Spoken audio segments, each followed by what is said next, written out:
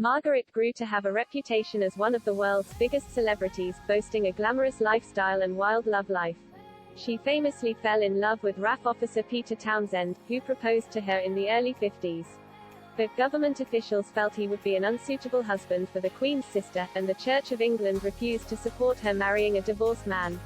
Margaret abandoned plans to tie the knot with him, and married Anthony Armstrong-Jones in the early 60s.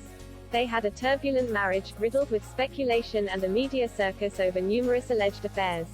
Yet, when they first met, sparks flew. Having first met at a supper party in 1958, Margaret became curious. The Channel 5 documentary, Princess Margaret, A Scandalous Affair, which aired on Saturday, explored the blossoming and subsequent breakdown of their relationship.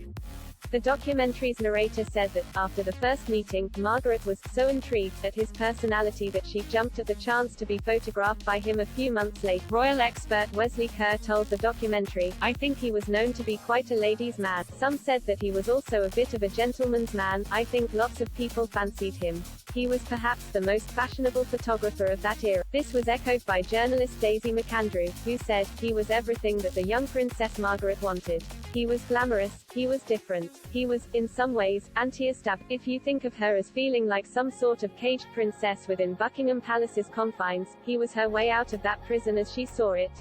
The couple soon fell passionately in love, and were married within 2 years of meeting. Their wedding only elevated their status as one of the world's most sought-after couples. Margaret was very much a modern person, enjoying a party lifestyle and mixing with A-list celebrities including Mick Jagger and Peter Sellers.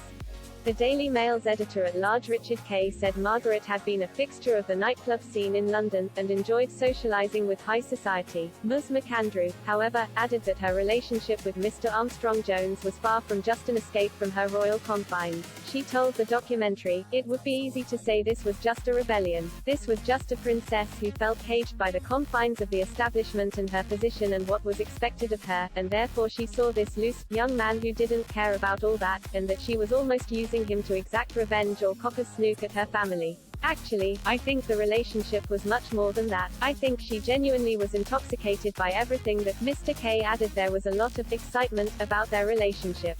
Yet, it was troubled from the early stage. Reports of a rift first began as early as 197. The Evening Standard reported that her husband, by this point the Earl of Snowdon, had engaged in a series of casual flings while away on photographic assignments. Margaret too had a brief affair with Snowdon's university friend Anthony Barton, and later with Roddy Llewellyn, a gardener 18 years her junior. Snowdon had also embarked on an extramarital affair with Lady Jacqueline Rufus Isaacs. In February 197, Margaret and Llewellyn were photographed in swimsuits together, and published on the front page of the News of the World. Just a matter of days later, she and her husband publicly acknowledged their marriage was beyond repair. The divorce was finalized in July 1978, the first divorce of a senior royal since 1901.